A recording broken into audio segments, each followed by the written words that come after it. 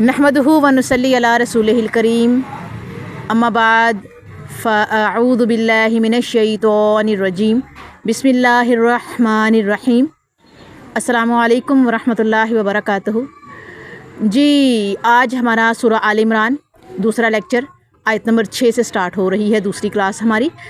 और आज का लेसन हमारा आयत नंबर 6 से हम शुरू करेंगे। बिस्मिल्लाहिर्रहमानिर्रहीम। हुवल्लज़ी युसव्विरुकुम फ़िल अरहामि कैफ़ा यशा ला इलाहा इल्ला हुवल अज़ीज़ुल हकीम। इसकी वर्ड टू वर्ड ट्रांसलेशन हम देखेंगे। हुआ वही है, अल्लज़ी जो कि युसव्विरुकुम सूरत बनाता है तुम्हारी, फ़ी में अरहामी रहम यानी कि माओं की रहम जमा हो जाता है। कैफ़ा जैसे, यशाउ वो चाहे, ला नहीं, इलाहा नहीं, माबूद ला इलाहा नहीं माबूद, इल्ला हुआ उसके सिवा, अल अज़ीज़ु ज़बरदस्त, अल हकीम हिकमत वाला है। इसके ट्रांसलेशन हम देखेंगे। वही माँ के पेट में तुम्हारी सूरतें जिस तरह चाहता है बनाता है, उसके सिवा कोई माबूद बरहक नहीं, वो निहायत गालिब हिकमत वाला है। अब यहाँ पे देखिएगा, कहा है कि वही माँ के पेट में तुम्हारी सूरतें जिस तरह चाहता है बनाता है। आप लोगों ने जो है वो हर फैमिली में, पूरे माशरे में, दुनिया में देखा है कि जो बच्चे हैं वो वालिदैन से या अपनी फैमिली यानी ख़ानदान से मुशाबहत रखते हैं। और ये इस वजह से कि चूँकि उनमें जीन्स होते हैं वालिदैन के, जैसे DNA होता है, साइंस कहती है। लेकिन अल्लाह ताला ने जो बच्चा पैदा करना होता है, उसकी जो शक्ल है वो उसकी फैमिली से उसकी रिजेंबलिंग होती है, मुशाबहत वो रखता है। तो अल्लाह ताला जिस तरह चाहे उन सूरतों को माँ के पेट में बनाता है। वो चाहे तो माँ से उसकी मुशाबहत रख दे, वो चाहे तो बाप से उसकी मुशाबहत रख दे, वो चाहे तो उसके किसी रिलेटिव लाइक चचा, ताया, दादा दादी या खाला, फूफी, मामू, नाना नानी, किसी से भी जो है वो उसकी शबाहत जो है वो हो, मुशाबहत रखता हो वो बच्चा। लेकिन ये अल्लाह की रज़ा, अल्लाह की मर्ज़ी, अल्लाह की मंशा है कि वो माँ के रहम में बच्चे की सूरत कैसी बनाता है। वो उसको सुर्ख बनाता है या सफ़ेद बनाता है, या उसको जो है वो गहरा रंग उसका जिसे पक्का कहते हैं, या ब्लैक कलर जैसे हबशियों के होते हैं, वैसा बनाता है। ये उसकी रज़ा और मंशा है। वो जिस तरह चाहे बनाए, जिस तरह चाहता है बनाता है, उसके सिवा कोई माबूद बरहक नहीं। बेशक हक बात है, हक है कि वो हमारा माबूद है, वो हमारा इलाह है, वो हमारा खालिक है, मालिक है, राज़िक है, मुसव्विर है, बारी है, तस्वीरें बनाने वाला है, ज़िंदगी देने वाला है, मौत का मालिक है वो। और वो नहायत गालिब खूब हिकमत वाला है। वो गालिब है यानी हर चीज़ पर उसी का गलबा है, उसी की कब्ज़े कुदरत में हर चीज़ है, और हिकमत वाला है। उसके हर काम में हिकमत, उसकी हर बनावट में हिकमत, उसकी हर जो है फ़ैसले में हिकमत, उसके हर प्रोडक्शन में हिकमत है। हम उसके हिकमत में, उसके फ़ैसलों में, उसके जो है वो कामों में, और जो मुक़द्दर और तकदीर है उसमें दखल अंदाज़ी नहीं कर सकते। यह है जी हमारी आयत नंबर 6। आगे हम चलेंगे आयत नंबर 7 की तरफ। बिस्मिल्लाहिर्रहमानिर्रहीम। हुवल्लज़ी अंज़ला अलैकल किताबा मिन्हु आयातुम मुहकमातुन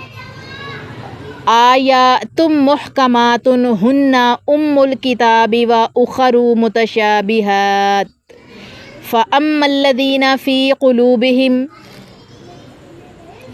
कुलूबिहिम ज़ैग़ुन फ़यत्तबिऊना मा तशाबहा मिन्हु इब्तिग़ाअल फ़ितनति व इब्तिग़ाअ तअवीली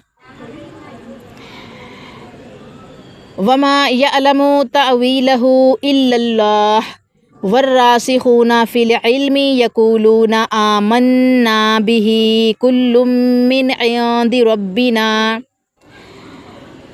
इंदि रब्बिना वमा यज़्ज़क्करु इल्ला उलुल अलबाब।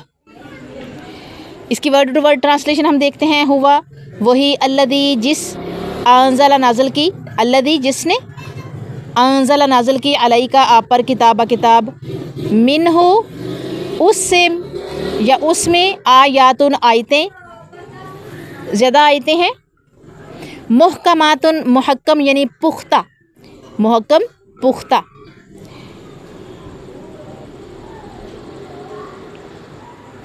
हुन्ना वो, उम्मुल किताबी किताब की असल, वा उखरू और दूसरी, मुतशाबिहातुन मुतशाबा, फापस अम्मा जो, अल्लदीना जो लोग, फ़ी में कुलूबी दिलो हिम उनके, ज़ैगुन कजी, फ़ा यत्ताबिऊना सो वो पैरवी करते हैं, कजी यानी टेढ़ापन, माँ जो तशाबहा मुतशाबिहात, मिन्हु उससे,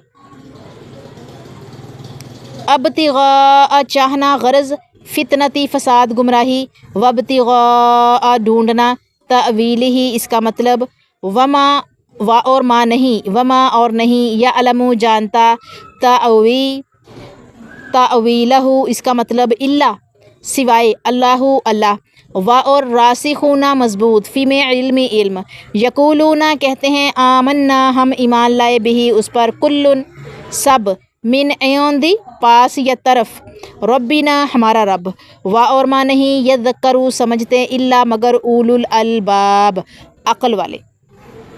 इसके हम ट्रांसलेशन देखते हैं। वही अल्लाह है जिसने आप पर किताब उतारी जिसमें वाज़िया महकम आयात है, यानी कि पुख्ता आयात हैं जो असल किताब है, यानी कि हकीकतन जो असल किताब है, और दूसरी मुतशाबा आयात हैं। बस जिनके दिलों में टेढ़ है, कजी है, टेढ़ापन है, वो फितना तलाश करने और उसकी तावील ढूंढने के लिए उसकी मुतशाबा आयात के पीछे लग जाते हैं। हालांकि उनकी तावील अल्लाह ताला के सिवा कोई नहीं जानता, और पुख्ता मजबूत इल्म वाले तो यही कहते हैं कि हम इन पर ईमान लाए, ये हमारे रब की तरफ से है, और नसीहत सिर्फ अक्लमंद ही हासिल करते हैं। पहले तो हम इसका कनेक्शन देखते हैं कि कुरान मजीद किताब मुबीन है, जो पहली किताबों का मुसद्दिक है, यानी तस्दीक करने वाली किताब है हमारी किताब। इसके अहकामात महकम हैं, यानी कि इसके अहकामात महकम पक्के हैं, जिनमें कोई टेढ़ और ज़ेग नहीं है। ज़ेग और टेढ़ तो मुनकरीन के दिलों में है, इन्हें मालूम होना चाहिए। अल्लाह इनकी हरकत व सकनात और अमाल व अफ़आल से वाकिफ़ है, वो दिलों के असरार व रमूज़ और कजी व ज़ीग भी जानता है। कुरान मजीद को समझने और उम्मत के इख्तलाफात को जानने के लिए ये आयत बुनियादी और कलीदी हैसियत रखती है। इसमें ये वजाहत पाई जाती है कि कुरान मजीद के अहकामात और इरशादात दो तरह के हैं। एक वो अहकामात हैं जो अल्फाज व मानी और मफ़हूम के एतबार से 2 और 2 4 की तरह वाज़ेह हैं। यही कुरान की एहसास है और ये फ़हम कुरान के लिए रहनुमा असूल की हैसियत रखते हैं। जबकि दूसरी आयात में दोनों किस्म के मफ़हूम तलाश किए जा सकते हैं, जिनके दिल हक़ से इज्तनाब करने वाले और फितना जो हैं वो महकम और बैयन आयात को छोड़कर दूसरी आयात को रहनुमा और मुक़द्दम समझते हैं, ताकि उनके ज़रिए अपनी इनफरादियत, बरतरी और अलग अक़ीदे की बुनियाद रखें। ये लोग मुतशाबा आयात का अपनी मर्ज़ी से माना, यानी कि उसके मानी, उसके मीनिंग मुतअय्यन करते हैं, उसका तायुन करते हैं। अब यहाँ पर आपके सामने एक सही बुखारी की हदीस रखूँगी मैं, किताबुल तफसीर से। हज़रत आयशा रज़ियल्लाहु ताला अन्हा बयान करती हैं कि रसूल करीम सल्लल्लाहु अलैहि वसल्लम ने हुवल्लज़ी अंज़ला अलैकल किताबा आयत पढ़ने के बाद इरशाद फरमाया, पूरी आयत पढ़ने के बाद इरशाद फरमाया, आयशा जब तुम मुतशाबिहात के पीछे लगने वाले लोगों को देखे तो समझ ले कि ये वही लोग हैं जिन्हें अल्लाह ताला ने नाम लेकर बताया है कि इनसे बचते रहना। मुतशाबिहात का मफ़हूम और हकीकत अल्लाह ताला ही बेहतर जानते हैं। यहाँ अहले इल्म के 2 नज़रिए पाए जाते हैं। एक जमात का ख़्याल है कि इल्लल्लाह पर वक़्फ़ करना चाहिए, और उसका मानी है कि इस आयत का मफ़हूम अल्लाह ताला के सिवा कोई नहीं जानता। दूसरे उलमा का दूसरे उलमा का नुक्ता नज़र जो है वो ये है, दूसरे उलमा का नुक्ता नज़र ये है कि इल्लल्लाहु को वर्रासिखूना फिल इल्म के साथ मिलाकर पढ़ना चाहिए, जिसका मफ़हूम ये होगा कि अल्लाह ताला तो जानता ही है, मगर खुदादाद सलाहियत से कुछ अहले इल्म भी उनका मफ़हूम जानते हैं, जो खुदादाद इल्म व बसीरत की बुनियाद पर इन आयात का सही मफ़हूम मुतअय्यन कर सकते हैं, उसका तयन कर सकते हैं। कुरान मजीद लोगों की हिदायत के लिए नाजिल हुआ है और इसमें मुक़त्तआत के सिवा کوئی ایسی آیت نہیں جس کا معنی پوری امت سے مخفی رکھا گیا ہو، چھپا کے رکھا گیا ہو، باوجود اس کے کہ اہل علم ان آیات کا مفہوم جانتے ہیں، مگر اپنے متعین کردہ مفہوم پر اصرار کرنے کی بجائے عجز و انکساری کا مظاہرہ اور حقیقت کا اعتراف کرتے ہوئے کہتے ہیں کہ جو کچھ بھی اللہ تعالیٰ نے نازل فرمایا ہے ہم اس پر ایمان رکھتے ہیں، کیونکہ یہ سب کچھ ہمارے رب کی طرف سے ہی نازل ہوا ہے۔ ایسی منصفانہ بات کہنا اور محکم آیات کو مقدم سمجھنا، فتنہ جوئی اور غلط تعویل سے بچنا ہی صاحب دانش لوگوں کا کردار ہوا کرتا ہے۔ قرآن ہی پہلی عظیم کتاب ہے جس نے دنیا کے اہل علم کو یہ اصول دیا کہ کسی قانون اور دستور میں اختلاف ہو تو اس کے بنیادی اصولوں کو سامنے رکھتے ہوئے اس کی باقی شکوں کی تشریح کرنا چاہیے۔ اب اس کے مسائل ہم دیکھ لیتے ہیں۔ نمبر 1، اللہ تعالیٰ نے ہی قرآن مجید نازل فرمایا ہے۔ نمبر 2، قرآن مجید میں واضح اور متشابہ دونوں طرح کی آیات ہیں۔ نمبر 3، گمراہ لوگ فتنہ پروری کے لیے متشابہات کو مقدم جانتے ہیں۔ نمبر 4، پختہ علم، نیک اور سمجھدار علماء فتنہ پروری اور قرآن مجید کی غلط تعویل سے پناہ مانگتے ہیں۔ اب ہم قرآن سے اس کی تفسیر دیکھتے ہیں۔ تفسیر بالقرآن، نبی صلی اللہ علیہ وآلہ وسلم کی ذات کے متعلق محکم آیات۔ نمبر 1، رسول اللہ بشر ہوتے ہیں، ابراہیم، سورہ ابراہیم آیت 11۔ اور نمبر 2 ہے رسول اللہ صلی اللہ علیہ وآلہ وسلم بشر اور عبد ہیں، سورہ کہف آیت 110۔ نمبر 3، رسول اللہ صلی اللہ علیہ وآلہ وسلم غائب دان نہیں ہیں، سورہ انعام آیت 50۔ نمبر 4، نبی مختار کل نہیں ہوتا، سورہ القصص آیت نمبر 56۔ اور نمبر 5، رسول کریم صلی اللہ علیہ وآلہ وسلم اپنے نفع اور نقصان کے مالک نہیں ہیں، سورہ جن آیت 21۔ یہ ہے جی ہماری یہ والی آیت۔ آگے ہم نیکسٹ آیت کی طرف چلتے ہیں۔ آگے ہم چلیں گے اپنی اگلی آیت کی طرف۔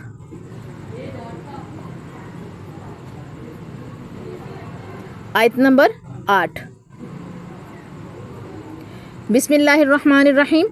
ربنا لا تزغ قلوبنا بعد اذ هديتنا وهب لنا من لدنك رحمة انك انت الوهاب۔ اس کی ورڈ ٹو ورڈ ٹرانسلیشن دیکھتے ہیں۔ ربا نہ، اے ہمارے رب، لا نہیں، تزغ پھیر، قلوبنا ہمارے دل، بعد اذ جب ہدیتنا تو نے ہمیں ہدایت دی، اور حب عطا فرما، لنا ہمیں، من سے، لدن کا اپنے پاس، رحمتاً رحمت، انکا بے شک تو، آنتا تو، وہابو سب سے بڑا دینے والا ہے۔ اب یہاں پر دیکھیے گا، اے ہمارے رب، ہمیں ہدایت دینے کے بعد ہمارے دل کو ٹیڑھا نہ کر دینا اور ہمیں اپنی طرف سے رحمت عطا فرما، یقیناً تو ہی سب سے بڑا عطا کرنے والا ہے۔ اب یہ دیکھیں کتنی خوبصورت دعا ہے، یہ دعا ہے ربنا لا تزغ قلوبنا بعد اذ ہدیتنا وہب لنا من لدنک رحمۃ انک انت الوہاب۔ تو یہ بھی ایک دعا ہے، جیسے کیا کہتے ہیں اس کو، سورہ بقرہ کے اینڈ پہ جو 2 آیات ہیں، وہ نور ہے، ایک نور سورہ فاتحہ، اور ایک نور کون سا ہے؟ ایک نور ہے جو ہے وہ سورہ بقرہ کی آخری 2 آیات۔ اب یہاں پر جو ہے وہ دیکھیں کتنی خوبصورت دعا ہے، اور اس دعا کی جو ہے وہ ٹرانسلیشن آپ کے سامنے رکھی ہے کہ اے ہمارے رب، ہمیں ہدایت دینے کے بعد ہمارے دل کو ٹیڑھا نہ کر دینا اور ہمیں اپنی طرف سے رحمت عطا فرما، یقیناً تو ہی سب سے بڑا عطا کرنے والا ہے۔ تو کنیکشن اس کا دیکھتے ہیں کہ حقیقت جاننے کے باوجود ٹیڑھا پن اور کج روی اختیار کرنا عقل مندی نہیں ہے۔ عقل مندی تو یہ ہے کہ اللہ تعالیٰ سے ہدایت کی طلب اور کج روی سے دوری اختیار کی جائے، یعنی کہ ٹیڑھے پن سے دوری اختیار کی جائے۔ اس سے پہلے قرآن فہمی کے بارے میں جو کج بحث، فتنہ جو اور گمراہ لوگوں کا ذکر کرنے کے بعد علم میں جو ہمارے زیادہ علم رکھنے والے جو علماء ہیں، ان کی مثبت سوچ، عاجزی اور اعتراف، حقیقت کے اظہار کا ذکر ہوا ہے۔ ایسے علماء کی یہ بھی خوبی ہوتی ہے کہ وہ اپنی بصیرت پر ناز، موقف پر فخر اور علم پر اترانے کی بجائے اپنے رب سے آرزویں کرتے ہیں کہ ہمارے رب، ہمیں ہدایت عطا کرنے کے بعد ہمارے دلوں کو کجی اور گمراہی سے بچائے رکھنا، کیونکہ کتنے ہی علم والے ہیں جن کا علم ان کی گمراہی کا سبب اور ان کی تحقیق ان کے لیے حجاب بن گئی ہے اور وہ گمراہی کے سرغنہ ثابت ہوئے۔ اللہ، ہماری تیرے حضور یہ فریاد ہے کہ ہمیں ہمیشہ اپنی رحمت سے نوازتے رہنا، یقیناً تو ہی عطا کرنے والا ہے، اے ہمارے رب یہاں تو لوگ حق پر اکٹھے نہیں ہوئے، لیکن قیامت کے دن لوگوں کو تو اکٹھا کرنے والا ہے جس کے قائم ہونے میں کوئی شک نہیں کیا جا سکتا۔ الہی اس دن بھی ہمیں اپنی رحمتوں سے ہمکنار اور اپنی عطاؤں سے سرفراز فرمانا، بے شک تو کبھی وعدہ خلافی نہیں کرتا۔ یعنی اللہ تعالیٰ نے جو وعدہ کیا ہے، جو وعدے کیے ہیں اپنے بندے کے ساتھ، اللہ تعالیٰ 110% ان کو پورا کرے گا۔ اس میں 0.1% -1% بھی جو ہے وہ چانسز نہیں ہے کہ اللہ تعالیٰ ان وعدوں کو پورا نہیں کرے گا، اور بے شک اللہ تعالیٰ اپنے وعدوں کے خلاف نہیں کرتا۔ یہاں پر ایک حدیث کوٹ کروں گی میں، روایت ہے یہ ترمذی شریف کی کتاب القدر میں سے، باب ما جاء عن القلوب سے حضرت انس رضی اللہ تعالیٰ عنہ بیان کرتے ہیں کہ رسول کریم صلی اللہ علیہ وآلہ وسلم اکثر دعا کرتے، اے دلوں کو پھیرنے والے، میرے دل کو اپنے دین پر قائم رکھنا۔ میں نے کہا اللہ کے رسول، ہم آپ پر اور آپ کی لائی ہوئی شریعت پر ایمان لائے، کیا آپ ہمارے بارے میں خطرہ محسوس کرتے ہیں؟ آپ نے فرمایا ہاں، دل جو ہے اللہ کی 2 انگلیوں کے درمیان ہیں، اللہ انہیں جیسے چاہتا ہے پھیر دیتا ہے۔ اور دیکھیں اس دعا میں کیا کہا ہے، ربنا لا تزغ قلوبنا بعد اذ ہدیتنا، کیا ہمارے رب ہمیں ہدایت دینے کے بعد ہمارے دلوں کو ٹیڑھا نہ کر دینا۔ اور نیچے اینڈ پہ کیا کہا گیا ہے کہ جو دل ہے نا اللہ کی 2 انگلیوں کے درمیان ہیں، اللہ انہیں جیسے چاہے جدھر کو چاہے پھیر دیتا ہے۔ تو پھر اللہ سے دعا کرنی چاہیے نا کہ ربنا لا تزغ قلوبنا بعد اذ ہدیتنا، کہ ہمارے رب ہمیں ہدایت دینے کے بعد ہمارے دلوں کو ٹیڑھا نہ کر دینا۔ وہب لنا من لدنک رحمہ، کہ اور ہمیں اپنی طرف سے رحمت عطا فرما۔ انک انت الوہاب، بے شک یقیناً تو ہی سب سے بڑا عطا کرنے والا ہے۔ اپنی دعاؤں میں شامل رکھیے اس دعا کو، تاکہ اللہ تعالیٰ ہمارے دلوں کو سیدھا رکھے، ٹیڑھا نہ کرے اور اس میں کجی نہ آئے۔ ٹھیک ہے، یہ ہے جی ہماری آیت نمبر 8، جو کہ ہم نے ابھی دیکھی، پڑھی، سمجھی، اس کو انڈرسٹینڈ کرنے کی کوشش کی۔ بسم اللہ الرحمن الرحیم۔ ربنا انکا جامع الناس لیوم لا ریب فیہ ان اللہ لا یخلف المعاد۔ اس کی ورڈ ٹو ورڈ ٹرانسلیشن ہم دیکھیں گے، ربنا، اے ہمارے رب، انکا، بے شک تو، جامع، جمع کرنے والا ہے، الناس، لوگوں کو، لیومن، اس دن، لا نہیں، ریب، شک کوئی، فیہ، اس میں، انا، بے شک، اللہ لا یخلف، نہیں خلاف کرتا، المیعاد، وعدہ، المیعاد، وعدہ، مدت جو مقرر کی اللہ تعالیٰ نے، جو میعاد مقرر کی، جو وعدہ کیا ہے، اس کے بولا گیا ہے۔ اب اس کی ٹرانسلیشن دیکھتے ہیں، اے ہمارے رب، یقیناً تو لوگوں کو ایک دن جمع کرنے والا ہے جس کے آنے میں کوئی شک نہیں ہے، یقیناً اللہ تعالیٰ وعدہ خلافی نہیں کرتا۔ اب یہاں پر سب سے پہلے تو اللہ، اے ہمارے رب، اللہ کو پکارا گیا ہے، اے ہمارے رب، بے شک، یعنی یقیناً، یعنی کوئی شک نہیں ہے اس چیز میں، اس بات میں، تیرے کہے ہوئے میں، نبی صلی اللہ علیہ وآلہ وسلم کے فرمان میں، کہ تو لوگوں کو ایک دن جمع کرنے والا ہے، اور وہ دن کون سا ہوگا؟ روز محشر ہوگا۔ اور پہلے بھی آپ لوگوں کو سمجھایا اور بتایا تھا کہ اس کی جو مقدار ہے اس دن کی 50,000 سال کے برابر ہوگی۔ ٹھیک ہے، 50,000 سال کے برابر ہوگی، اور اس کے آنے میں شک کوئی نہیں ہے، وہ ایک دن آ کر ہی رہے گا۔ اور دعا کیا کریں کہ جو لوگ اس دنیا میں اس وقت ہوں گے، قیامت کی صبح تک اللہ پاک ان کو ہدایت پر قائم رکھے۔ تو اس دن کے آنے میں کوئی شک نہیں ہے، اور یقیناً اللہ تعالیٰ وعدہ خلافی نہیں کرتا۔ یعنی اللہ نے کہا ہے نا کہ جی قیامت آنی ہے تو آ کر ہی رہے گی، موت آنی ہے تو آ کر ہی رہے گی۔ ٹھیک ہے، مقدر لکھا جا چکا ہے تو وہ لکھا جا چکا ہے، مقدر میں جو تبدیلی ہے وہ اللہ تعالیٰ کے سوا کوئی نہیں کر سکتا، اور اس کے لیے بہترین ہتھیار دعا ہے، وہ بھی برحق ہے، صحیح ہے، اللہ تعالیٰ نے صحیح کہا ہے، وہ تو ہے ہی، لیکن اگر اس مقدر کو بدلنے میں دعا ہتھیار ہے تو وہ دعا مانگنا بھی اللہ نے ہماری قسمت میں لکھا ہوا ہے، وہ بھی بالکل ٹھیک ہے۔ سو خیال رکھیے، اللہ سے مانگتے رہیے ہدایت، پناہ مانگیے کجی سے، ٹیڑھ پن سے۔ ٹھیک ہے، تو یہ ہے جی ہماری آیت نمبر 9۔ آگے چلتے ہیں ہم آیت نمبر 10 کی طرف۔ بسم اللہ الرحمن الرحیم۔ ان الذین کفروا لا تغنی عنہم اموالہم ولا اولادہم من اللہ شیئا واولئک ہم وقود النار۔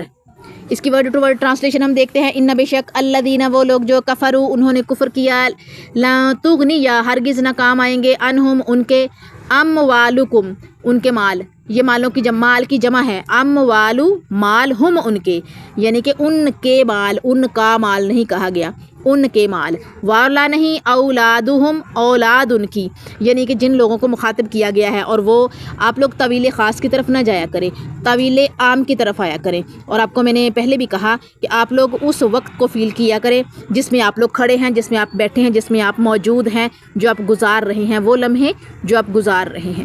تو یہاں پر جو ہے وہ ہماری اولادوں کا تذکرہ کیا گیا ہے، سمجھ لیجئے، کیونکہ یہ قرآن ہر وقت کے لیے، اور قرآن ہر زمانے کے لیے، اور قرآن ہر دن کے لیے، اور ہر زمانے کے انسانوں کے لیے مشعل راہ ہے۔ اولادہم ان کی اولاد، یعنی کہ ہماری اولادوں کے لیے یہ کہا گیا ہے، مین سے اللہ، اللہ شیئن کچھ، وا اور اولئک وہی ہم وہ، وقود ایندھن، الناری آگ یعنی دوزخ کا۔ اب اس کی ٹرانسلیشن ہم دیکھتے ہیں، بے شک جو لوگ کافر ہوئے ان کو ان کے مال اور ان کی اولاد اللہ تعالیٰ سے چھڑانے میں کچھ کام نہ آئیں گے، یہ لوگ تو جہنم کا ایندھن ہے۔ اب اس کا ہم کنیکشن دیکھتے ہیں کہ جس مال اور افرادی قوت کی بنیاد پر، یعنی کہ لوگوں کی جو زور بازو ہے، فرد کی قوت جو ہے، اس کی بنیاد پر اہل مکہ حقائق کا انکار کرتے ہیں، یعنی جو حقیقتیں ہیں ان کا انکار کرتے ہیں۔ آل فرعون بھی اسی بنا پر گمراہ ہوئے اور تباہی کے گھاٹ اترے تھے۔ اہل مکہ بھی عنقریب دنیا میں بدر کے معرکہ میں اور آخرت میں جہنم میں داخل ہونے کی بنا پر کافر ذلیل ہوں گے۔ اب سب سے پہلے ہم موجودہ وقت دیکھ لیں، اس کے بعد آیت کی تفسیر دیکھتے ہیں۔ میں نے کنیکشن آپ کا بتا دیا۔ اب دیکھیں نا، جس مال اور افرادی قوت کی بنیاد پر اہل مکہ حقائق کا انکار کرتے ہیں، اور آل فرعون بھی اسی بنا پر گمراہ ہیں۔ اہل مکہ نے تو کیا انکار، مشرکین نے تو کیا انکار، آل فرعون نے تو کیا انکار، یہودیوں نے بھی کیا انکار۔ یہ جو موجودہ وقت ہے، اس میں یہ جو بیٹھا ہوا ہے اسرائیل کا جو سربراہ ہے نیتن یاہو، کیا اس نے انکار نہیں کیا؟ کیا اس کے جو مربی اور ربی ہیں انہوں نے انکار نہیں کیا؟ ان کی کتاب میں موجود ہے نبی صلی اللہ علیہ وآلہ وسلم کا تذکرہ، ذکر، نشانیاں اور آخری نبی ہونے کی جو ہے وہ گواہی۔ اس کے باوجود وہ اپنے لوگوں کو نہیں بتاتے، اور انہوں نے پہلے بھی نہیں بتایا، پہلے لوگوں نے بھی نہیں بتایا، اور اب بھی لوگوں کو نہیں بتا رہے کہ مسجد اقصیٰ سے جو ہے وہ معراج کی طرف ہمارے نبی براق پہ گئے تھے اللہ تعالیٰ کے حکم سے، اور جبرائیل امین ان کو لے جانے والے تھے۔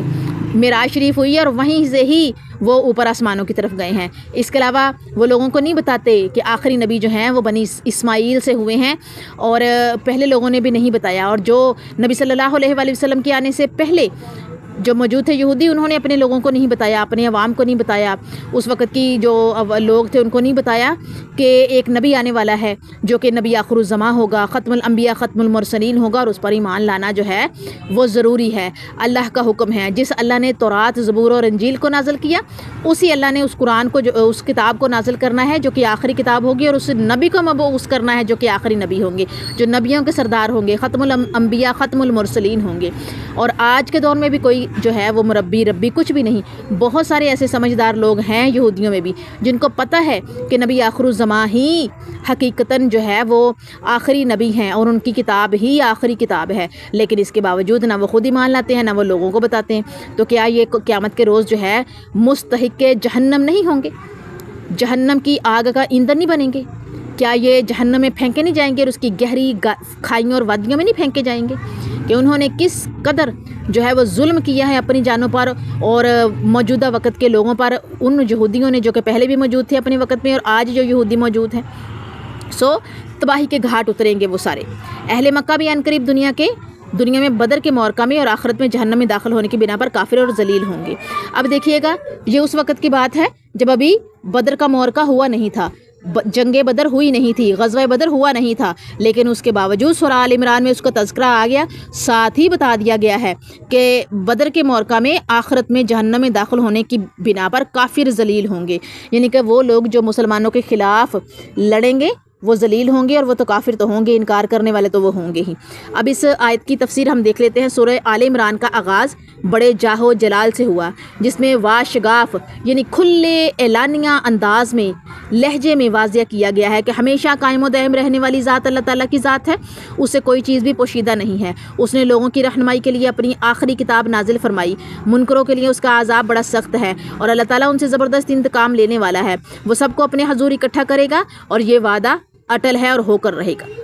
اے کفر کرنے والوں، جب تمہیں جہنم کی آگ میں جھونکا جائے گا تو یہ مال و منال ٹھیک ہے، اولاد و احفاد اور دنیا کی جاہ و حشمت اور آپ منصب، عہدے اور پیسہ تمہارے کچھ کام نہیں آئے گا. تمہارا انجام بھی دنیا اور آخرت میں آل فرعون کی طرح ہونے والا ہے. جس نے اللہ تعالیٰ کے احکام کی تکذیب کی اس کو اس کے جرائم کی وجہ سے شدید عذاب میں مبتلا کیا گیا. فرعون کا غرور، اقتدار، اختیار اور مال و اسباب فرعون کو اللہ تعالیٰ کی گرفت سے نہ بچا سکا. اے رسول معظم صلی اللہ علیہ وآلہ وسلم، دو ٹوک اور بلا جھجک اعلان فرمائیں کہ عنقریب اللہ تعالیٰ کے منکروں کو دنیا میں سرنگوں اور آخرت میں جہنم میں اکٹھا کیا جائے گا، جو رہنے کے اعتبار سے بدترین جگہ ہے. مفسرین کیا لکھتے ہیں اس پر؟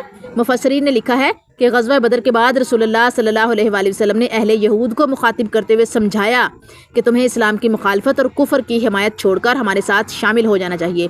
انہوں نے بڑی رعونت کے ساتھ، بڑے غرور کے ساتھ، بڑے جسے کہتے نہیں کہ تکبر کے ساتھ کہا کہ بدر میں تمہارا مقابلہ اپنے ہم وطنوں اور نا تجربہ کار لوگوں سے ہوا ہے. جب ہمارے ساتھ تمہاری پنجہ آزمائی ہوگی تو تمہارا جہاد کا شوق پورا کر دیا جائے گا.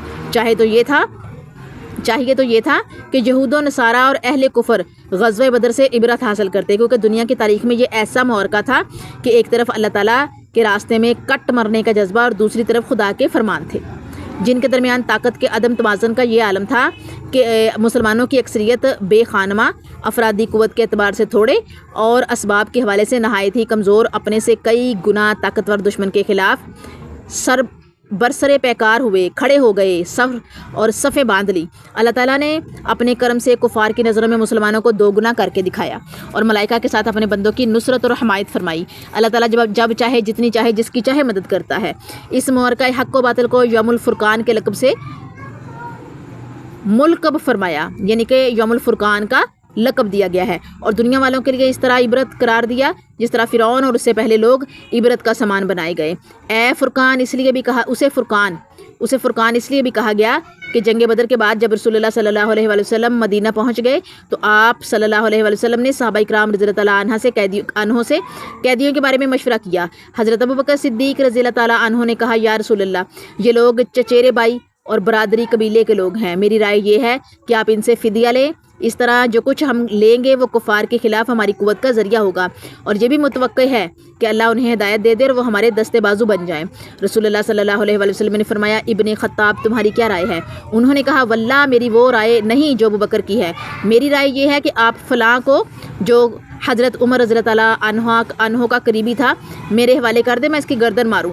عقیل بن ابی طالب کو علی رضی اللہ تعالیٰ عنہ کے حوالے کرے، وہ اس کی گردن ماریں، اور فلاں کو جو حمزہ رضی اللہ تعالیٰ عنہ کا بھائی ہے، حمزہ رضی اللہ تعالیٰ عنہ کے حوالے کرے، وہ اس کی گردن مار دے، تاکہ اللہ کو معلوم ہو جائے کہ ہمارے دلوں میں مشرکین کے لیے ذرہ برابر بھی نرم گوشہ نہیں ہے، اور یہ لوگ مشرکین کے آئمہ اور اکابر ہے. حضرت عمر رضی اللہ تعالیٰ عنہ کا بیان ہے کہ رسول اللہ صلی اللہ علیہ وآلہ وسلم نے ابوبکر صدیق رضی اللہ عنہ کی بات پسند فرمائی اور میری بات پسند نہ کی گئی، چنانچہ قیدیوں سے فدیہ لینا طے کر لیا. اس کے بعد جب اگلا دن آیا تو میں صبح رسول اللہ صلی اللہ علیہ وسلم اور ابوبکر صدیق رضی اللہ عنہ کی خدمت میں حاضر ہوا. وہ دونوں رو رہے تھے. میں نے کہا، اے اللہ کے رسول، بتائیں آپ اور آپ کا ساتھی کیوں رو رہے ہیں؟ اگر مجھے رونے کی وجہ ہوئی تو روؤں گا، اور اگر نہ معلوم ہو سکی تو آپ حضرات کے رونے کی وجہ سے روؤں گا.